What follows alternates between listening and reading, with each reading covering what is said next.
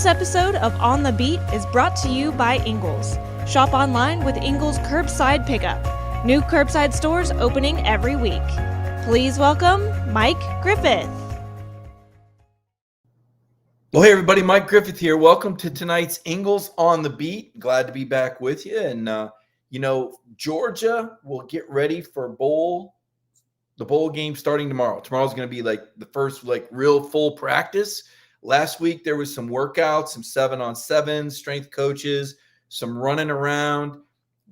Too early to tell what's going to happen with these Georgia Bulldogs, but I think we could say that this is going to be a pivotal time, not just this season, not just towards the college football playoff, but I think the future of Georgia is really on the line here with a lot of the decisions that Kirby Smart has in front of him. This is going to be a very fragile and delicate time. I've never seen it like this in terms of the whole Wild West, players transferring all over the country, coaches leaving, dancing for videos, NIL dealings behind the scenes. These players are being offered money and NIL deals to go different places. This is just a really chaotic time. And I think the program that handles it the best is going to win the college football championship. It's almost as if the regular season just gets you here, right? You get to the Final Four, and then it's the team that can hold it together the most. The team that can stay unified, the team that has momentum, the team that knows their identity and is all in. And I'll be honest with you. I think the odds are against Georgia. I think Kirby Smart has to do one of the best coaching jobs of his career if Georgia is to win the national championship. I really do. Notre Dame lost its conference championship game last year to Clemson, got eliminated right off the bat against Alabama. Now, I can't say that's because the Irish were coming off of a loss, because that Alabama team was historically good, as we recall. But Georgia will have to do something that has never been done if they're going to win a national championship, and that's to bounce back from a conference championship game loss. Listen, you've been chewing on it. I've been chewing on it. Anybody that's close to Georgia football has been chewing on that Alabama loss and that breakdown. And you've seen all sorts of things on the internet. I have seen so many rumors and so many things that I know not to be true. And frankly, it's disappointing is probably the nicest word I can use. When things don't fit the narrative for someone, they make things up or they fill in the blanks. Well, this doesn't make sense to me, so therefore this must be the case. No, that's not true. That's not true. I understand why people do it. And I also, by the way, understand why people question the media. Because we're in a world right now, and I don't need to give a media in today's world 101 class here, but we're in a world right now where politically people have to challenge the narrative based on what the channel they're watching is, right? And you know that, and I know that. We're not going to sit here and be naive. There's people that think CNN reports things a certain way versus MSNBC versus Fox, and who are they affiliated with? So I get that. I understand why people are skeptical of the media. I want to say that right out of the gate. I come to you as somebody, I've covered 4 or 5 different programs. I got hired for this opportunity, based on the way I've covered other programs. And there's a fine line between reporting and giving opinions. And it used to be that the beat reporter did nothing but just give you the facts. Here's what Kirby said so-and-so, said so-and-so, said so-and-so. Well, now you all see that. You all hear that. You can see the videos. We post them on our Dog Nation YouTube channel. And if you haven't discovered that yet, you need to.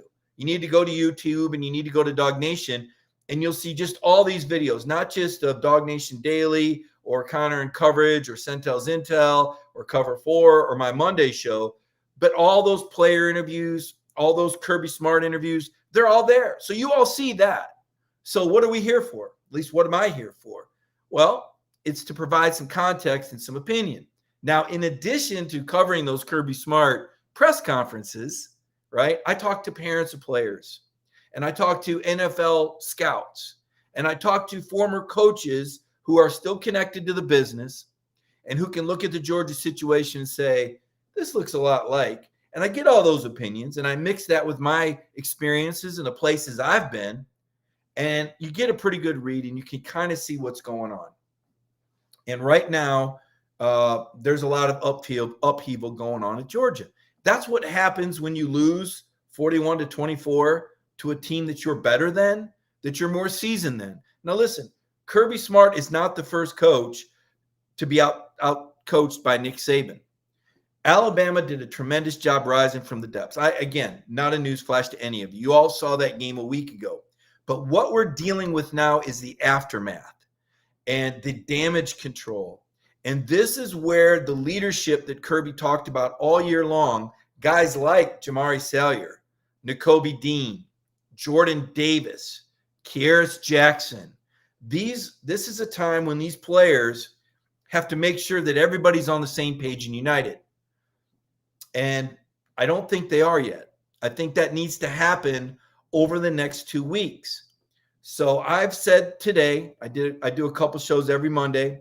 I do a show in Atlanta at 8 o'clock, and I do the Athens Ref at about 8:40. And I said the two most important things for Georgia right now as they get ready for this bowl and for the window of the future are going to be personnel decisions and focus. And Kirby Smart and his staff need to make personnel decisions that this football team believes in, that everybody can get behind, that's going to make Georgia feel like they've got a chance if they play Michigan again. Because quite frankly, last Saturday night was humbling, okay? It was humbling for Georgia. It's not that those players didn't play hard. It's not that they took it easy. That's not what happened. They played every bit as hard and gave every bit as much effort as they have every game this year. They were out-coached and they were out-schemed. And they need to know that they're going to have a plan that they believe in. And they need to kind of get it together one more time. This 12-0 season was historically great. It was amazing. It was unprecedented in modern era football. You had to go back to 1986 Oklahoma to find another program that gave up fewer than 6.9 points per game, which the Georgia defense did. They earned that. That was some great football played by Georgia. But things have changed since October. And Adam Anderson's not out there anymore. And he was a tremendous pass rusher. And I think Adam Anderson would have helped out a great deal against Bryce Young. The offensive personnel has changed. George Pickens is back. Dominic Blaylock is back. Darnell Washington is closer to 100%. So while your defense has gotten weaker, the Adam Anderson loss was big. There's just no denying it. Tyke Smith never came along. He was back for one game and he was out. And this star position, this fifth DB position, and the cornerbacks have been masked and covered up by tremendous front seven play all year long. Alabama showed they can expose them. Michigan has an offensive line that is going to get some push on this front seven. They don't throw the ball a lot. They're very effective when they do. They're very explosive when they do. Michigan leads the nation in plays over 50, 60, and 70 yards this year. So when they go deep, they go really deep. Harbaugh has an offensive scheme somewhat similar to what you've seen Stetson Bennett run. They like to run power and they like to run play action. And they're very efficient and they're very physical.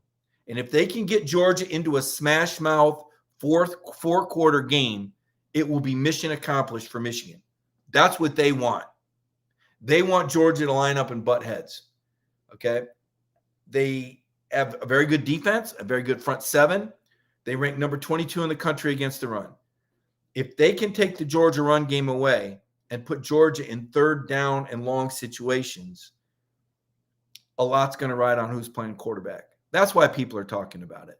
Now, I understand that there's a faction of Georgia fans that say, well, the defense, it's the defense. Look, it's not realistic to think you're going to hold every team under 17 points in today's era of college football. What Georgia did during the regular season was an outlier. Nobody else had done that, again, since 1986. And you're not the same team you were without Adam Anderson. And Alabama exploited that. Now, I've heard people say, well, again, when A&M beat Alabama, they scored 41 points. Okay, so 24 points isn't going to beat Alabama. You need to accept that. So, unless Kirby can pull some guys out on defense that we haven't seen, he can't. Something's got to change on offense. And I think what needs to change is the approach. I think Georgia needs to go multi-receiver set and find a way to get George Pickens involved, find a way to get Darnell Washington more involved, and continue to use Brock Bowers on those third downs. But the third down efficiency rate has to improve drastically, because if Georgia's not able to convert on third downs, Michigan's going to own that game. They're going to win the clock, they're going to run the football effectively, and they're going to wear down the Georgia defense like Alabama did. That's what happened. All right. And the people are in denial that are saying, I read somebody, well, Georgia did whatever they wanted between the 20s on offense. No, they didn't. They were 3 of 12 on third down. They turned the ball over on fourth down twice, and there were 2 interceptions. It's okay to say that Stetson Bennett didn't play well. He didn't. He did not play well, period. That you can't change that. Okay? Stetson would tell you he didn't play well. Kirby will say you got to fix some things. Well, maybe he does. I don't know. I'm not sure what's going to happen. Is he going to try to stick with what he's been doing and fix the interceptions and the inability to complete the ball outside the hashes or downfield? Because Georgia only completed 1 pass that they threw more than 20 yards. Or does he make the change?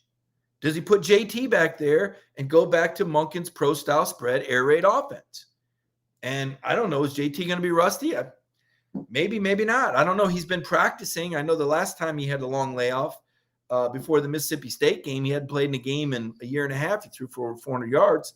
Now, Michigan's not Mississippi State, but they are a good defense. And I think Kirby's got some very important decisions. Doesn't matter what you think. Doesn't matter what I think. What matters is what those wide receivers think, what those running backs think, and what that defense thinks. Do they believe in the guy pulling the trigger at quarterback? Let's just cut to the chase. Because if you don't believe in your quarterback, you ain't winning. Period. Now, maybe they do, maybe they don't. I've heard, Nolan Smith stood up after whatever game and said, yeah, we believe in Stetson. He stood up after the last game and said the defense gave up 31 points, which means he didn't accept the 41. Like, those weren't our points. That's the offense. So I'm seeing signs. I'm hearing things. Listen, this is the truth. There's no reason to deny it. People heard that there were players on the sideline that wanted JT Daniels in the game. That shouldn't surprise anybody. That was an emotional time. That was a frustrating time. Of course, they wanted to change. Fans in the stands wanted to change. That doesn't mean that would have been the right thing. But if you think that players didn't want an opportunity to come back and win that game, then you're mistaken. And I think it'd be if people didn't care and didn't say anything, that would have been more surprising, right? So, but again, Kirby's been managing football a long time. His leadership council and his coaches will take a pulse on the team. He'll watch practice and he'll evaluate and he'll decide what he thinks is best. That's what he gets paid $7 million a year to do. I don't know why he didn't make a change. You don't know why he didn't make a change. Alabama doesn't know why he didn't make a change. NFL people don't know why he didn't make a change. But Kirby had his reasons. Now, I can tell you why it wasn't. JT is healthy. There's nothing wrong with JT Daniels. Last time I checked, he's all in on Georgia. I don't know what the next 2 or 3 weeks are going to bring for JT, for Beck, for Vandegrift, for the portal, for Stetson. It's wide open. I don't know what's going to happen because it's fluid. There's not a right answer right now. None of us know because it's going to be based on circumstances. It's going to be based on the decisions that Kirby Smart makes. and he has not had to make any decisions yet. And if I know Kirby right after 4 years of covering him, Kirby's going to take his time making this decision. He's going to play his hand out, and he's going to let this thing play out. That's how he got to where he's at. Not by being stubborn, not by sticking his head in the sand and being in denial. That's not how he got here. Kirby Smart got here by being the guy that says, if it ain't broke, find a way to make it better. Now, that said, he does value continuity at the quarterback position. He said that last spring with JT. That was the big benefit, was carrying a quarterback through last season into the spring that he had the previous year and had that continuity. The whole offseason, it was about JT Daniels until JT got hurt. And then you look around the room and there weren't any receivers. So he made a quarterback change to put a healthy guy in there who could run the ball and bring some mobility since they didn't have the perimeter threats. Early in the year, people bring up the Clemson game. Early in the year, Kearis Jackson was not playing receiver in that game. Jermaine Burton had missed 2/3 of the fall. Ladd McConkey had never caught a pass at the collegiate level. Brock Bowers had never caught a pass at the collegiate level. A.D. Mitchell had never caught a pass at the collegiate level. I think Marcus Rosemy-Jacksain had 3 catches. That's who your receiving core was against Clemson, which was one of the top and is still one of the top defenses in the country. And oh, by the way, as Kirby said, they changed it up. The game plan changed. They didn't play Georgia like they thought they were going to get played. So a lot of the game plan was drawn up for a lot of pressures and man coverage, and that's not what Clemson did. And adjusting is hard to do with young receivers. And then it became a game of keep away and field position. And it turned into a slugfest. It was a classic game. It's sad to me that people want to discount that game and want to pretend like it didn't matter because Clemson lost 3 games this year. Let me tell you, that was a big-time game between 2 top 5 teams. And I don't know if Clemson would have won that game, who's to say they wouldn't have gone undefeated. So much happens based on the results of one game in terms of momentum, in terms of the confidence that people have in their team. Injuries happened in that game. I just don't want to see Georgia fans cheapen that win because we spent the whole offseason building up to that game. Kirby and his staff invested so much time into that game, and so did Clemson. I mean, that was a tremendous football game. And anybody that cheapens it's really cheating themselves. That was a great win for Georgia. That is a great rivalry. There was tremendous pageantry, the fans, the tailgating scene. If you were in Charlotte that night, that was a cool game. And I've covered a lot of games over the last 29 years, and that was one of the best that I'd seen. I loved it. Incredibly dramatic and close. And the way it turned out after that doesn't matter. They were both undefeated. They were both top 5 at the time. Now, obviously, things change, right? Maybe Clemson people say, oh, wow, we lost to a Georgia team that lost to Alabama by 17. You'd go, wait a minute. That's revisionist history. But that's the nature, right? That's the nature of what people do is they try to, build their argument by using revisionist history. For example, when I did the Feinbaum show earlier this week, I guess it was last week now, and, we were going down the road of why Kirby didn't play JT Daniels in the second half of that game. And Feinbaum brought it back to Fromm Fields. And I said, whoa, let's not go revisionist history. Kirby and Georgia were going to play a veteran guy who knew the whole playbook over a true freshman who could only make one read and go. They had to protect Justin from himself. Justin had a tendency to tuck and run after one read as a true freshman. He's a grown man now. The guy that you saw play the Green Bay Packers last night is not the same guy that was playing for Georgia in 2018, or the guy that was playing at Ohio State for that matter. Players change, they get better, okay? Tom Brady was on the bench in 1997 behind Brian Griese when Michigan won the national title. And it's not because Lloyd Carr was dumb. It's because Tom Brady wasn't the same guy as a sophomore at Michigan as he was with the New England Patriots or now the Tampa Bay Buccaneers. So when people play this revisionist history game, it doesn't work. And so I'm not going to sit here and say that Kirby Smart can't manage quarterbacks because of Fromm Fields. To me, that's no evidence. I could defend that all night. There's always going to be a faction of people that are going to be upset about that. But based on what I know and what I saw and what I covered, I think he'd been crazy to make a move at that position. Justin wasn't ready. and it wouldn't have been fair to Justin. People, put him in at LSU. Oh, yeah, put him in on the road when you're trailing against a team that's kicking your butt at the line of scrimmage. That'd have been real fair to do to a freshman. I mean, come on. You got to protect these guys and put them in positions to have success. So put that to bed. This is different. JT Daniels is not a rookie. JT Daniels is a seasoned quarterback who is 7-0 for Georgia. All he's done is win. He played against Cincinnati with an offensive line that had 3 guys shuffled because Ben didn't play and they moved 2 other guys' position against an undefeated Cincinnati team that was really good in defense. They were top 10 in defense. And you're seeing how legit they are. I mean, Cincinnati defense is good. They went in and beat Notre Dame at Notre Dame more convincingly this year, by the way, than Georgia beat Notre Dame in 2019. So that was not a cheap gimme win.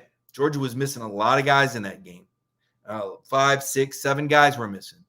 And, Burton played, but he'd missed some practices with COVID. James Cook was missing. The offensive line was shuffled. It took a last-minute drive. I think JT threw for almost 400 yards. There was a pick in the end zone. He got hit as he was throwing. He had 1 interception and 2 touchdowns or something like that. Not a bad performance. But the biggest reason why he should have, in hindsight, I think, is because Georgia was in a 4 and 5 wide set. And that's JT Daniels football. Stetson's not that guy that's going to put it in a window. He's not going to play in the NFL. He's not going to get to the combine probably. I mean, it is what it is, right? Now, Kirby may have been protecting JT. Like, this offense, the way they practiced, the way they prepared, not going to stick JT in there in this situation, not fair. That may have been the logic. I don't know. But he's got a chance to hit the reset button now, to look at what Michigan's defense does and to evaluate what he does with his offense. There'll be repercussions, of course. Who plays and who doesn't play is going to have something to do with who's on the roster next year. Look, this isn't rocket science. If George is not going to throw the football, receivers aren't going to want to stick around and play. They're not. If you're throwing it 16 or 17 times a game, you're not going to get guys to come here and run block for 35 runs and 17 passes a game. I don't think that's the direction Kirby wants to go, though. I think Kirby really does want to open it up. But I think he's got to have confidence that he's got the players to do that. He's got to have the receivers, which he didn't have at the beginning of the year. He's got to have the pass protection, which there were questions about at the beginning of the year. And he's got to have a healthy quarterback, which he didn't have most of the year. The fact that Stetson came in and moved the team mattered. That was continuity. That was confidence. Now what, right? Now what? That's kind of the question. Now what? So we'll see. We'll find out what happens, but it hasn't happened yet. Kirby's going to look at all this. He's going to take it all in. He's got to decide who he wants at quarterback next year. Is there a guy coming in the portal? Who's leaving? Who's staying? So far, nobody's in the portal. A lot of it's going to be determined by what happens the next 2 weeks. It's in Kirby's lap. I don't know about the coaching staff. The Monken front has been quiet. Is Todd Monken coming back for another year? I think he is. Could Mike Bobo be a part of the staff? Perhaps. A quarterback's coach? Maybe. There's all sorts of possibilities out there, and we can speculate all we want. But what we shouldn't do is make up rumors. And that's where I've been disappointed. I heard JT Daniels was depressed. JT Daniels was depressed when his best friend died of cancer in his 40s earlier this year. Kirby Smart was hurt and bothered when the motivational coach died right around the time of the Florida game. That was a guy that Kirby sent players to in the offseason leadership committee for motivational reasons. Okay. When you lose someone close to you, that hurts. Newsflash. The fact that JT was transparent about that it's disappointing to me that people would take the ball and run with that and try to make JT out to be some head case. That's not where this is at. Okay. So that's bad information, and it's irresponsible for anybody to put that out there. And nobody with media credentials has done that, by the way. There's a lot of people that blog. I don't know, maybe they kill bugs for a living during the day or deliver pizzas or babysit for their aunt. I don't know what they do, but the people that write the blogs, and there's some good writers out there, but there's some absolute trash out there. And it's unbelievably irresponsible. It's disappointing. It's disappointing. So, buyer beware, consider your source, but don't rumor monger. I don't think that's healthy for the Georgia fan base. I know it's not healthy for the players or their parents. It leaves a bad taste in everyone's mouth. And it's not fair. It's not fair to put misinformation out there, but I see it all the time. And I guess part of it is the era that we're in with social media. People can put anything out there they want with zero accountability. That's the difference between professional media and bloggers. Now, the deal is this, and I said this last week when there was a lot of people that were doubting Chip Tower's report on Dan Lanning. Chip's not out there to play a guessing game, and neither am I.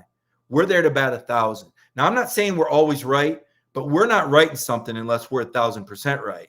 Okay. And you can be right on Friday and wrong on Saturday, by the way. If you've got a source that you know is trustworthy, you can go to the bank with them. Then you'll write it or say it. The player's calling for JT. I had 3 boosters tell me that and 4 parents tell me that. People that I've talked to for years and trust, they would not make that up. They would not and could not collaborate on that. So because I heard it from 7 different people, I know it's true. I didn't go with it in print. I didn't go with it in a written format because I don't know that that's necessarily a story. It's not surprising to me. It happens in every game where players want a guy put in that they're trailing in. So to me, it's a factor. It's something on the periphery that you consider, but I don't know that it's a headline, right? And so I didn't make it a headline. I shared it on Brandon Adams' show last week. I'll share it with you tonight. But I wouldn't say that just because, hey, I think I heard. No. These are people that I know. These are people that have never lied and have no reason to lie, okay? Chip, when he wrote that about Dan Lanning, had a solid source on it. He has no reason to just throw something out there randomly. If you got a source that you believe, you go with it. It's our business to report news. Nobody's trying to hurt anybody. No one's trying to help anybody. We're just trying to report news. What was disappointing was that there were other people in the media, particularly the national media and the Oregon media, that couldn't get it substantiated by their sources, and so they said it was false. And one person even tried to ridicule Chip. What an idiot. What a complete idiot. And then the person came back today and tried to say, oh, actually, the California coach got offered the job. Really? I don't know about you, but I ain't believing that the California coach would turn down Oregon. Because, listen, I've been to Cal and their Memorial Stadium, and it's cool, but it ain't Oregon. And anybody that would turn down Oregon to stay with Cal Berkeley to be a football coach would need their head examined. So I don't believe that. I think that was a convenient narrative because someone got – so that's the stuff that I get upset about is when people erroneously try to shift the narrative or use incorrect revisionist history. I look at it and say, look, let's just keep this straight. Let's just be honest about it. Let's just take this situation for what it is and move forward. Don't dwell on it. Move forward. Learn from it, acknowledge it, and move forward. A lot of people aren't able to do that, and that's disappointing. So I want to reflect back. I've written some things this week. I want to go back to my 3 things that top Georgia's football list entering the semifinals. And you can go back to this story. It was posted yesterday. George Pickens is the lead art because I think George Pickens is amazing. Remember, it was just a couple years ago when he caught like 12 passes against Baylor. He's every bit as good now as he was then. He's 6'5", and George Pickens worked his tail off to get back to win a national championship. So if you're wondering why he's passionate, it's because he has worked his tail off over the last, 8 months, 9 months to come back from an ACL. Incredible that George stayed with the program, stayed dedicated, and is out there playing football. So number 1, we already talked about it, the quarterback situation. The 3 things, the quarterback situation is a thing that you have to factor into this. Kirby has maintained that he's going to evaluate it in practice. I believe that. Kirby said in an exclusive interview with ESPN in October that when they run the ball, that's Stetson. When they pass it, that's JT. Some stats in there on Stetson's mobility. On third down runs, he's had 11 of them. 6 times he made a first down. 5 times he fell short. Stetson has been sacked 6 times. Stetson is 31% completing passes for first downs on third downs in SEC play. JT's only played 3 SEC teams. He's 90% though. One's better at the pass. One's better at running the play action game. Theoretically, at least that's the simplest breakdown I can give you. The secondary, we talked about that earlier as well. The front 7 is masked the secondary all year long. Kirby's got what he's got. You lose 8 guys from last year, and then you sustain injuries to Jalen Kimber, a projected cornerback, to Tyke Smith, the All-American from West Virginia. That's tough. You're basically down 10 guys from where you wanted to be. That includes the 3 transfers to FBS programs. I don't necessarily think Prather Hudson would have started, but I do think that Major Burns and Tyreek Stevenson would have helped out a lot. Bryce Young, 421 yards passing, SEC record against that secondary. And now Kirby has got to deal with Cade McNamara. And Cade McNamara is not Bryce Young in any respect. I don't think he's as good a quarterback. I don't think he's as accurate. And he certainly can't scramble. But what he does is take care of the football. He's not going to turn it over. Michigan is not going to give Georgia a short field. And a lot of teams have. They're going to make them earn it. So something to think about. Michigan, 21 plays over 40 yards this year. Georgia only has 12. That's 64th in the nation. So the people, look at numbers and play the quarterback rating and yards per pass. At the end of the day, you don't throw enough that your offense is explosive. I'll repeat that stat. Michigan has 21 plays over 40 yards. Georgia has 12. That's not a lot. It's not a lot. Finally, the mindset, right? And this is where Kirby has got to do his thing. Kirby's a younger coach. You see the way the team responds to him. He's a former Bulldog himself. He's all in. Remember, we had Ben Cleveland on the show last year, and Ben said the guy can make you feel like you want to run through a brick wall. I still think Kirby has those motivational abilities, but he's got to have the personnel. Think about all the distractions that Georgia had to overcome already this year, really from the start. Scott Cochran, wasn't able to coach his position at the start of the year. That relationship, remember, Scott Cochran was brought in to be a relationship guy. And then all of a sudden, he's not even with the team because he's dealing with personal problems. That's a jolt. A lot of players were bought into Scott Cochran. And all of a sudden, he's just ripped away and gone before the season even starts. Eric Gilbert, a guy you bring in to be an impact guy, he has his personal issues that he has to deal with, and he's not with the team. Adam Anderson, a team captain. Adam Anderson was a team captain for the Florida game, and the next week he's suspended on charges of rape. These players were at his bail hearing. That's a distraction when your best friend is charged with rape and you're involved in his bail hearing. These are major league distractions that Georgia has overcome to this point.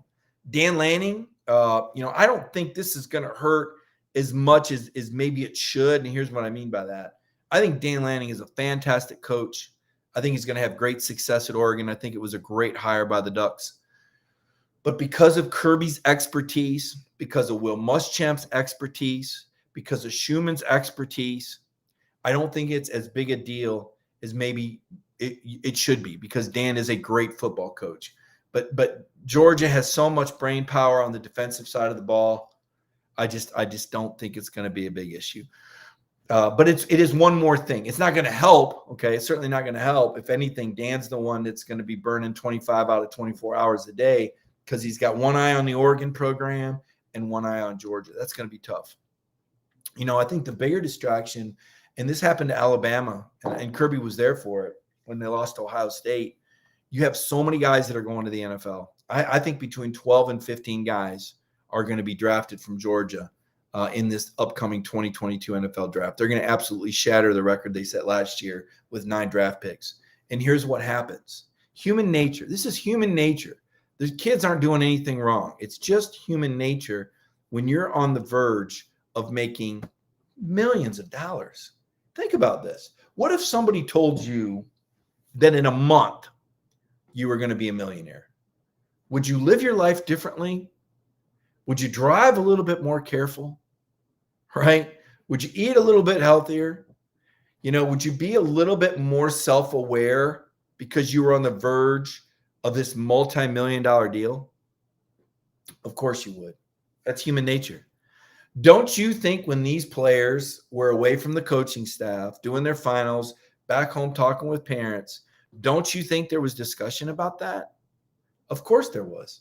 Don't you think that they're lining up coaches right now to help them with their speed training once the season's over in January? We're seeing the commitment to the All-Star games, right? Of course they are. They've got agents now because they have NIL deals. There's all sorts of distractions for these players. They're going to have to get focused. And that's just human nature, just the nature of the beast. Meanwhile, Michigan, a team that's got tons of synergy, a team that's got all this momentum. They're at a 24-year high. And the way I compare it is to Georgia's Rose Bowl of 2017. And remember all the momentum that Georgia had going into that Rose Bowl against Oklahoma? Michigan has every bit of that. And they have one of the largest fan bases in college football. They're going to outnumber Georgia 2-1 in the Orange Bowl, I believe, right? I believe that. I want to take a break here in a moment. And in the second half of the show, I want to go over my stock report, and I want to answer your questions. I like to be interactive. Again, my opinions, right? These are my opinions, and I don't mind sharing them with you. It's what I get paid to do. I have a level of expertise from my years of experience. I'm not always right, but I'm always honest. And that's what I'll bring you based on what I know, based on what I've heard, based on what I've seen. I can tell you the difference between speculation and truth. When I know something's right, I'll say I know this is true. And when I'm saying I'm speculating, I'll let you know that too, because you need to know the difference. There is a difference there. So if you give me just a moment, and Michael Carvel is my producer. I think Michael certainly knows what this time in our show is all about. We always thank our sponsors, Ingles, because Ingles is the brand that we know we can count on. And in this day and age, when you've got something or someone that you know you can count on, there's a value to that, because this is an uncertain society. And we've all been through this pandemic, and we've all had our trying times where we've had to rely on someone or something. And it was so good and so refreshing to know that we could count on Ingles to be there with those frontline workers delivering our products in our biggest time of need every day. Let's take this moment now and recognize Ingles. It's in our hearts to feel for real. There's been ups and downs, turnarounds, good days and some bad. But we stand together for worse and for better. We'll always have your back, with open arms, heart to heart, hand in hand. Community strong. Well, the Dog Nation community is about as strong as it gets. I'm really glad to be in front of you guys tonight, sharing the message, sharing some thoughts, sharing some opinions with you. I hope you guys see those pictures of Coach Lanning and his family getting off that jet in Oregon. What a great new start for Dan Lanning. This is 4 guys now that have coached under Kirby with head coaching jobs. And you better believe that the success that Sam Pittman's had, that Mel Tucker's had, and that Shane Beamer's had, you absolutely know that played into Oregon's decision to give Coach Lanning a shot. My stock report today, I start out with Brock Bowers. I know we had him on our stock report last week, but when you catch 10 of 16 passes for 139 yards, granted, Alabama's pass defense is not good. They rank 61st in the country. Alabama got lit up by a lot of teams this year. Scoring 24 points on the Alabama defense is not a big deal this year. All you got to do is look at the track record. Florida, Texas A&M. I think Tennessee might have. Heck, Tennessee was neck and neck with Alabama through 3 quarters. But Bowers, still, his performance, some of the catches he made some incredible catches that on balls that were not thrown accurately, bailout catches all year long, and certainly against Alabama. Brock did a great job. There was one play, when I hear people say, well, he cut off his route. He sat in an empty zone. He didn't run into double coverage. I think people need to understand the difference. And again, people shape it to fit their narrative. Jordan Davis, look, we know that wasn't Jordan's best game. Alabama schemed around him. They went sideline to sideline. They tired out Jordan Davis and the Georgia defensive line. But for Jordan to bring home the Bednarik Award and the Outland Trophy, he's the first SEC player in history to win both of those awards, and only the third player ever, joining Ndamukong Suh and Aaron Donald. This is college football Hall of Fame resume stuff for Jordan Davis. First team All-American, Outland Trophy, Bednarik Award. 15, 20 years from now, wouldn't be surprised to see Jordan Davis. When we think about this Kirby Smart team this year that went 12-0, Jordan Davis is the figurehead of that team. Nakobe Dean as well, Butkus Award winner, first team All-American. Give Nakobe a lot of credit. Nakobe is going to be vital to this team getting back on the same page over these next 2 weeks. He's a leader. As Kirby calls him, the commander-in-chief of the defense. So kudos to Nakobe Dean. Claude Felton, you don't hear PR guys mixed in very often with players, but, you've got to give Claude credit.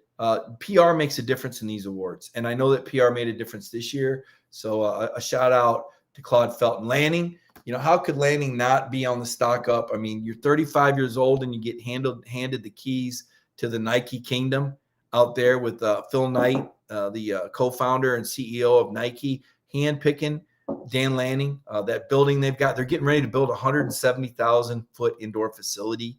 They've already got a state-of-the-art indoor facility. Lanning I can't even imagine a job. He outshot what I thought he would get. Love the Oregon job. Love the Dan Lanning hire. I think he's going to have success. He's a tireless recruiter. The question is, who does he bring with him? Who's leaving the Georgia staff? Could there be players? Time will tell. George Pickens, 9 months, after tearing an ACL, he's out there playing ball. Less than 9 months. I mean, what a tremendous performance by George Pickens to be out there. You saw the catches he made. One was thrown a foot behind him. I don't know how he bent for it. The other one was thrown up in the air between two defenders. He went up and got it. Pickens is such a big-time receiver. You got to give him more than 5 targets, man. And you got to find a way that can get him the ball outside the hashes and stretch the field. It's as simple as that. If you don't use George Pickens, it's going to be one of those lifelong, can you believe they had George Pickens and didn't use him more? Stock even. Zamir White, 7 carries, 27 yards, 2 catches, 17 yards. Not a dominant performance. I mean, I thought Zamir was solid. Zamir is yet to declare for the NFL draft. Is he coming back another year? This is going to be interesting. It's going to be real interesting. I'm hearing that Zamir projects as a 4th or 5th round NFL draft pick. He can improve that stock if he goes to the Senior Bowl, provided he gets an invite. He may already have one. I don't think he wants to wait too long. There's other guys that want that opportunity. You'd like to see Zamir White get out in front of all these NFL people and show his stuff because he's a good kid. He's going to interview well. He's going to play hard. Looks good in person. A lot what's going to happen for him will be at the combine when he does that physical and they look at those knees. They really go over your physical report and your medical report very closely there. Jake Fromm. Jake Fromm. Hey, Jake Fromm dressed for his first NFL game. Now, he didn't get to play, but he dressed, right? So it's a step for Jake Fromm. So we threw him in there with a stock even. Jamari Salyer didn't necessarily have his best game against Bam. I thought he did a nice job on Will Anderson, but that motion penalty was pretty costly. They took him from 4th and 10 to 4th and 15, and Kirby went from going for it to punting. That's not a veteran move by Jamari. He's better than that. I think he was a little rusty, but he made second-team All-American, so congratulations to Jamari Salyer. Being a second-team All-American despite missing 4 games, he's going to be important. Ladd McConkey made the All-SEC freshman team. I thought Ladd was splendid this year. He got better and better and better and better. He's a different guy now than he was in that first game when he dropped that pass inside the 5-yard line from JT. Probably would have set up a touchdown. He doesn't drop that pass now. He makes that play. I think Ladd McConkey is a rising star. I think Ladd McConkey is going to grow into a team captain and be a big part of the fabric of this team moving forward. Really like Ladd McConkey. Others that made the All-SEC freshman team, Ringo, Bowers, and Broderick Jones, who I thought did a great job at left tackle while Jamari was out. The future is very bright for Broderick Jones at left tackle for Georgia. And that's the stock report. So I've done a lot of talking. I'm going to look at some of your comments now. If you guys want to ask some questions, make some comments, This is a good time for us to interact. Gladly answer your questions. It's amazing that Fromm played all those downs at UGA and he can't even see the field in the NFL. You know, you're not going to play ahead of Josh Allen. Newsflash. I don't know who would have played ahead of Josh Allen. A lot of what happens in the NFL to quarterbacks is kind of the luck of the draw, where you get drafted and who you're behind. Does the guy get injured? Is it a good situation for you? You know, on the one hand, Buffalo loved Jake Fromm, but on the other hand, I thought it was a terrible fit. I don't think Jake doesn't have big hands, and there's inclement weather there, and it's cold, and he doesn't run the ball like Josh Allen. I didn't understand that draft pick, but they're paying him. So he was there, he marinated, and this year now he's with the Giants. He's behind Mike Glennon. There's about 6 or 7 Georgia guys on that Giants team. This could be a better scenario for Jake. I was kind of hoping we get to see him against San Diego. We'll see. I think the jury's out on Jake and what he does in the NFL. Time will tell. Other questions? William Morgan's calling for a Cincinnati upset at Alabama. I guess, I'm not saying it can't happen, but I would just ask you based on what, right? Based on what? Alabama's so explosive on offense, and I'm just not sure that Cincinnati has the defensive front to handle. Alabama's going to pound it with Brian Robinson. That was one of the big upsets. A lot of people didn't talk about that. Part of the reason why I think myself and a lot of people thought Georgia would beat Alabama was we all thought Brian Robinson, their running back, 1,000-yard back, was out. He played. He's going to be 3 weeks healthier. Alabama is going to, challenge Cincinnati in some ways that they haven't been challenged. Now, we all sat there and watched Cincinnati go toe-to-toe with a good Georgia team, albeit Georgia was missing 5 or 6 guys. But still, Des Ridder, a pretty talented quarterback. That's an interesting showdown. Bryce Young versus Desmond Ridder. I'd be more inclined to pick Cincinnati if this game was outside. But you put Bryce Young on a fast track indoors, and the way he can spot that ball, there's a difference between just throwing it in the direction of a guy and just spotting it like Bryce Young and other quarterbacks do. And it makes all the difference in the world when you throw it over the correct shoulder of your receiver so they're not having to make diving catches and falling down, diving and lunging because the ball's not spotted where it needs to be, where they catch it in stride over the correct shoulder. You're not leading them into getting hit, because your ball placement's inaccurate. Bryce is a surgeon. Putting Alabama indoors, they're going to be really tough to beat. Mechie or no Mechie. What other questions do we got here? Let's see here. Why does UGA only get 9,000 tickets? Both teams have lower ticket allotments. A lot of those tickets are sold before the teams are even decided, right? Miami, a lot of corporate people down there. You'll see there's going to be a lot of Michigan people there. A lot of Michigan people already live in Florida, the snowbirds, right? The more wealthy Michigan people, they go down there and they live there in the winter and they return to Michigan in the summer. So that gives them a big advantage, number one. Number two, they're all in on this. I just don't think people understand that it's been 24 years for Michigan, and they've got one of the top 2 or 3 fan bases in the country in terms of the size. It's huge. So, again, Georgia fans have been wonderful. They've traveled incredibly well, but you're going up against a program with a lot of momentum, and there's a lot of Georgia fans I know that went all in at Mercedes-Benz Stadium, and they didn't like what they saw, and they said, you know what? We're not going to spend the money to go to Miami. If Georgia gets to Indianapolis, I think you're going to see a lot of red, but I don't expect to see a Georgia takeover in Miami. I'd be shocked, and I'm telling you, Michigan fills up 112,000 seats in Michigan Stadium every other weekend, okay? This is a big fan base, and getting away from Michigan to Miami, that's pretty appetizing too. And they believe they're going to win. They just beat Iowa 42-3, and they beat Ohio State for the first time since 2011. Aaron Hernandez, boy, I hope that, that's any coaches leave with Lanning. I don't know that. It's too early to speculate. I'm sure there'll be some. But I think the primary coaches will stay with Kirby. I think everybody kind of gets a bump up in salary. Dan was making more money than anybody at $1.7 million. So I think you stay on staff and you make a little bit more money and you believe in the future of Georgia football. I think that's pretty strong. Mike Harvey wants to know about losing Schumann to Oregon.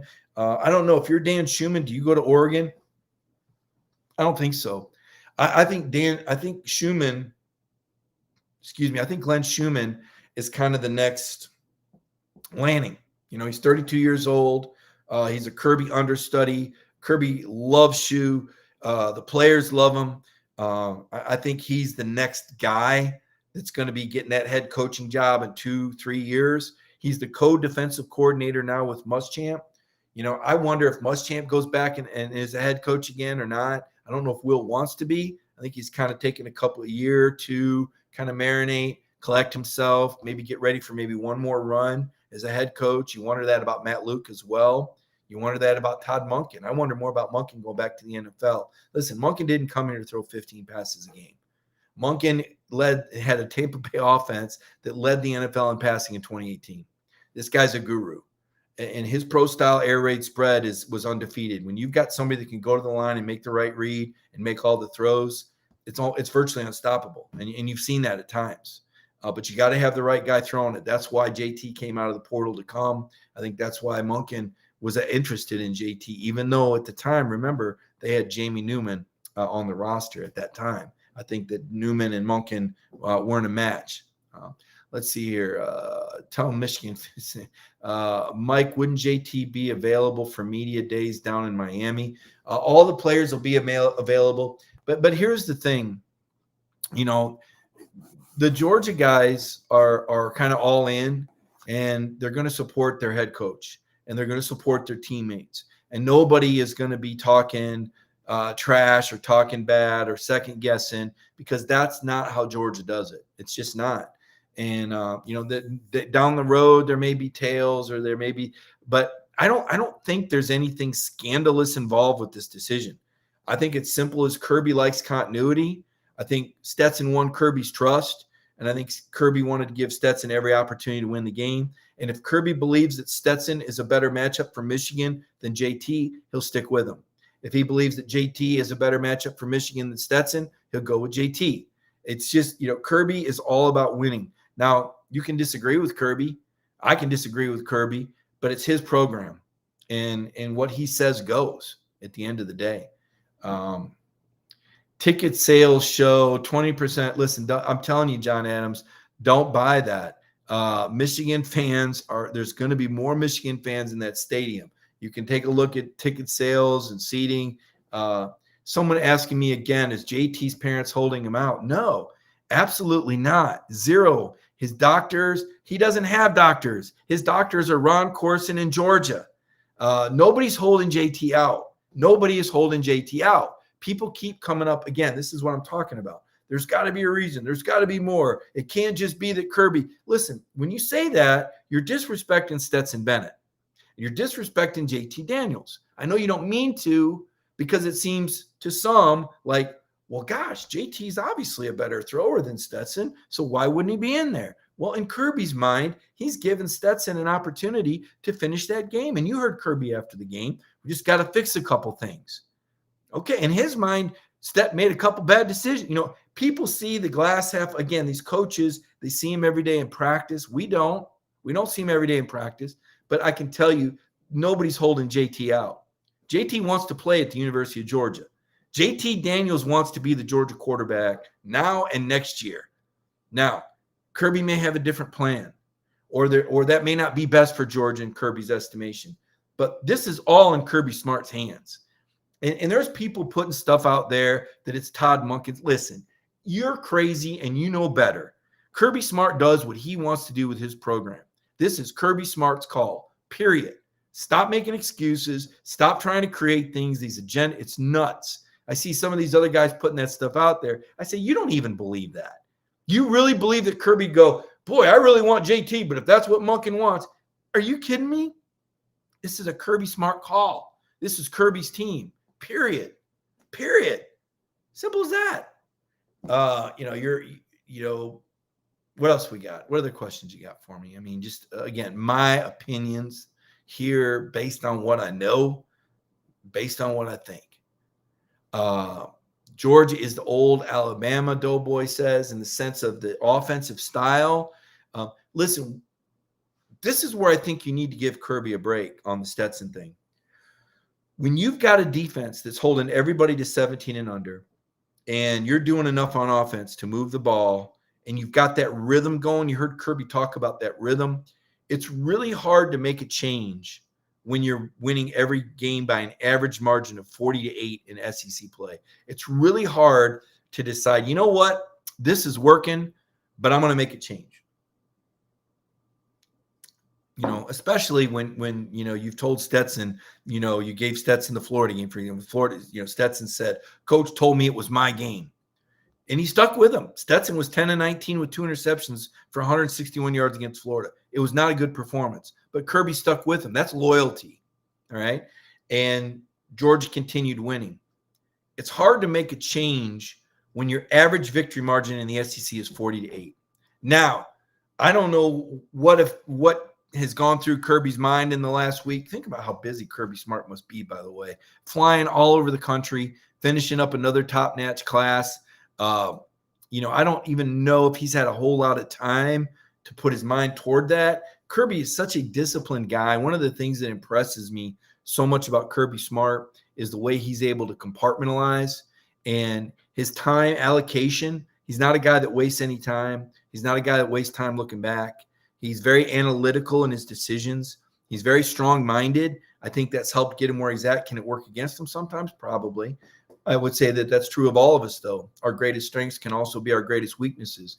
But I think that Kirby is going to get a pulse of his team. He's going to see how they respond to each quarterback in practice. He's going to talk to his coaches. He's going to talk to his leadership council. He's going to listen to players. And he's going to do, after he takes in all that information, he's going to do what he needs to do. Simple as that. And then DSA 1 says that's the problem, Mike. The defense held, which was good. Didn't put any quarterbacks in there to prepare them. Why didn't Kirby put in any quarterbacks to give them reps to prepare them? That's a good question. He did play JT against Missouri. I think JT was 7 of 11, had a pass tipped at the line of scrimmage that was picked. Then Stetson had a pick against Charleston Southern. He had a pass tipped at the line of scrimmage, intercepted on the first possession of Charleston Southern. I don't know. I know this, though. I know that Kirby values the game reps, and one of the things they've done more of this year is good on good. So he sees JT and Stet and Brock and Carson some against an elite defense in practice. So I think there's more value to seeing what he does against Georgia than there is against Charleston Southern or Georgia Tech. Let's be honest; those were horrible football teams. I'm not so sure that didn't hurt Georgia, by the way. You get into that rhythm. I mean, Alabama had been getting into this. I wrestled in high school, and you get used to wrestling a tough guy every day, and then you go out there on the mat and wrestle somebody that's not that tough. It's a piece of cake. But if you're wrestling a weak guy every day, like I would always wrestle up in practice because I wanted to wrestle a really rough guy, strong guy, so that when I would in matches, I was used to that. If I was wrestling smaller, lighter guys, throwing them around, and then I went out there and faced a tougher guy, those moves aren't going to work. My leverage isn't going to be the same. I almost wonder, and I speculated this, and some people called me out for it, but I speculated at the time, I'm not so sure. I mean, yeah, you get to rest some guys. And even Kirby said he felt like the team lost the rhythm that Charleston Southern week. He wasn't happy with the practices. They lost a little sense of urgency playing those cream puff games. Meanwhile, Alabama was slugging it out. 3 games in a row divided by 7 points or less against SEC teams. So, I think the work that they get in practice probably served that purpose that you were talking about. Pretty sure Stetson will not make the same mistakes he made in the SEC championship. He has something to prove now. I think Stetson's had something to prove his whole life, Steve. I mean, Kirby Smart had him as the 4th best quarterback 2 summers ago. Not me, not you, Kirby. Kirby had 3 guys ahead of him on the depth chart. Kirby had 2 guys ahead of him on the depth chart this year. Not me, not you, Kirby. So he's had something to prove his whole life. He's undersized, and his arm strength isn't the same as JT Daniels or Carson or Brock. Say what you want about it. It's not. Is it adequate? Probably adequate, but there are probably some throws he's not comfortable making, specifically downfield outside the hashes. The numbers show that, right? You can tell who's being targeted. It is what it is. And, will he make the same mistakes? Will he not? I don't know. I know that and maybe not. Maybe the third time's the charm, right? Lost to Alabama last year, lost to Alabama this year. Maybe the third time's the charm, but I don't know that. And that's for Kirby Smart to decide whether you give Stetson a third chance or whether you go with your, JT. I don't know. That's going to be interesting. Does JT play? What's your thoughts? I don't know because it's fluid. It's not determined yet. Kirby's going to evaluate this. He's going to make a read. He's going to listen to his team, and he's going to do what's best because that's what he does from week to week. And he's going to tell us that. Somebody's going to ask him, and he's going to say, guys, I'm going to tell you the same thing I've been telling you every week. They're going to go out there. They're going to practice. They're going to compete, and I'm going to play the guy that I think gives us the best chance to win. That's what Kirby's going to say because that's just Kirby. He's not going to have this grand epiphany and go, you know what, man, I blew it. Holy cow, why didn't I do that? That ain't coming. He's going to tell you, he's going to evaluate it, and he's going to make the best decision for the team. I don't know what Kirby's going to do. I don't want to not give Kirby the benefit of the doubt. I don't want to be critical. I don't want to say that Kirby's pigeonholed. I just don't think a guy gets to Kirby Smart's place in this business by being that stubborn or narrow-minded to pick somebody just to pick somebody. And I've seen that suggested. And I just don't think that's got to be it. I think he's got to be able to look whoever the quarterback is in the eye and say, I'm playing the other guy because he's better than you. Kirby doesn't make too many promises in recruiting, but the one thing he tells all these guys when he signs them is the best guy's going to play. And he's got to be able to look somebody in the eye and say, I'm playing the other guy because he's better than you. At the end of the day, Kirby Smart has to play the best guy. And that's the pledge that he makes. And that's what the players buy into. Because if you lose that, and if players don't believe that the best player is going to play, you're going to lose your locker room. And Kirby's not going to let that happen. Because one of the reasons why Georgia has won 4 out of the last 5 East Division championships is because they have a level of buy-in. That's the most important thing that Kirby Smart has going for him. Players being bought into Georgia, because the things that are required to be a Georgia football player are tremendous. It's not easy. It's not for everyone. I've said that before. It takes a different level of commitment to be a Georgia football player than it does other programs. It is dog eat dog. They're bringing in talent behind you that are younger. They're bringing in guys in the portal. You've got to know that every day you go to work, your job's on the line. You got to be 15 minutes early or whatever it is. If you're not 15 minutes early, you're late. I mean, the standards and where Kirby sets the bar so high. And this is only Kirby's 6th year. So do I think Kirby's still evolving as a head coach? I do. Do I think he's still getting better as a head coach? Absolutely. Nick Saban, it took Nick Saban a while. I want to say 7 years before he won his first national title. And this is 6 for Kirby, maybe even more. Was it 2003? So Saban's first year at MSU was what, 95? Is that right? So that would have been 8-9 years. I think that Kirby will evolve more in areas of delegation because he's up to his elbows in every part of the team. And I just don't think that pace is I don't think you can keep it up. I mean, he works so hard. So I think he'll probably elevate in elevation. I think that his communication skills will improve. I think he'll find more of a comfort zone with that. It takes time. Coaches, even Nick Saban, and I said this earlier this year, I think one of the most brilliant things that Nick Saban did this year, and I made fun of him at first. Like, I didn't think it was smart that he chewed out his fans. I never am going to be an advocate of that. I don't think you should chew out fans that have been there for decades at a winning program, yada, yada. So when these Alabama fans are piping up now, I just go, that's nice that Nick's letting you talk finally, because he shut you guys up a few weeks ago, told you to go away. So it's nice that Coach Saban is letting you talk now. So I didn't like that. But what I really liked was after the Auburn game at that Iron Bowl, and, man, you could feel the tension there. I was there at Jordan-Hare Stadium. It was an incredible game. Nick Saban said, I told the guys at halftime, just have fun and don't worry about the results. I said, what is this? You're going to give out Kool-Aid and cupcakes at halftime? No. Nick Saban recognized that style of leadership worked for this young team. He did what that team needed.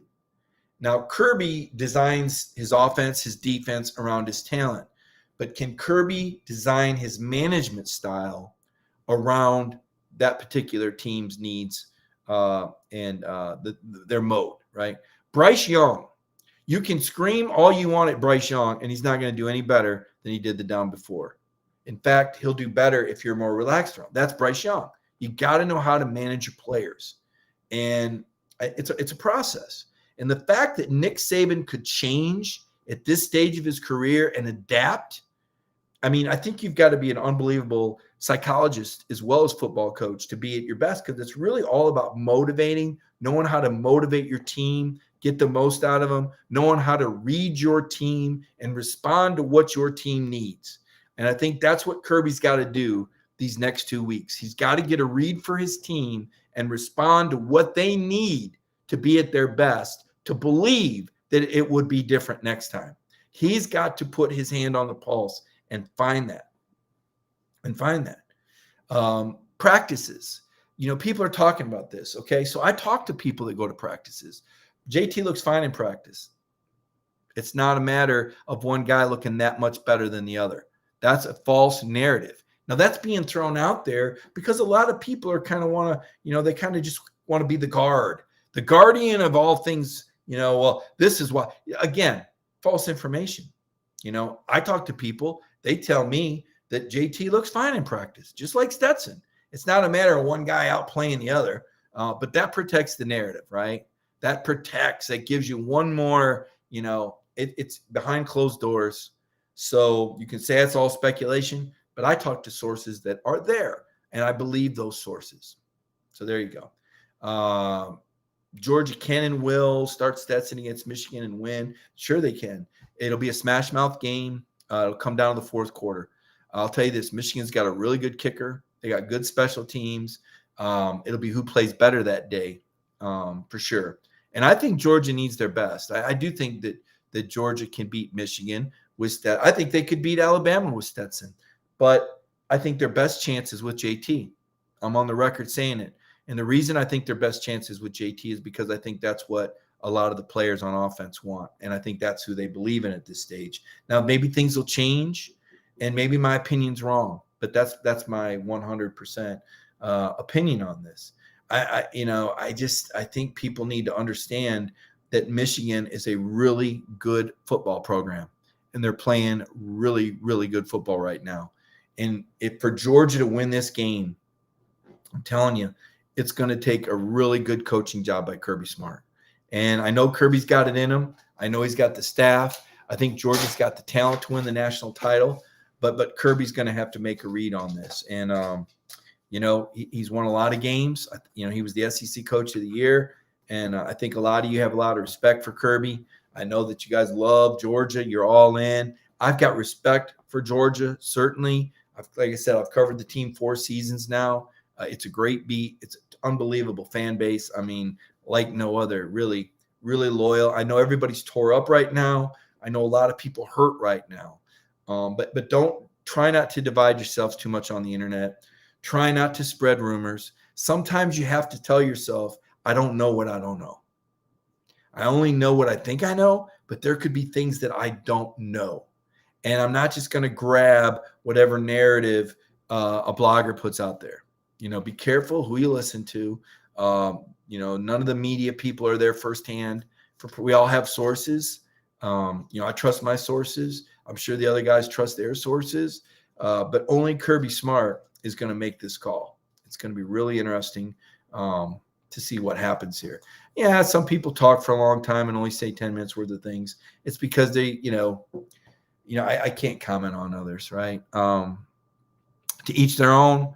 I want to give mutual respect to other people, that are in the media. It's not an easy job to be, to sit there and to report and to be honest. You're going to be criticized. You guys can go to my Twitter at Mike Griffith 32 and you'll see plenty of criticism for me. That's part of the deal, man. You got to have a thick skin, but you better have conviction with what you know and what you report, and be honest be honest with the people you're talking to.